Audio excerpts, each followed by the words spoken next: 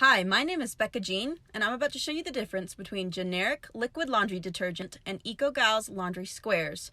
First, my brother and I went to Walmart. What is that?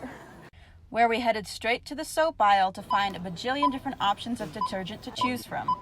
We did a bit of math and a lot of deliberating on which soaps to buy and headed back to the EcoGal's warehouse. Of course, after we tried this unique flavor of gum. One for me. Tastes like grapefruit. This is what it looks like to carry 600 loads of regular laundry detergent. You're gonna stop. Cargo pants are awesome. I don't know. Okay, let's get out of the snow though. Ah! Bekah! No! Big Bertha just. Okay, put them all down. Put them all down. And this is what it looks like to carry 600 loads of EcoGals. The difference is absolutely crazy.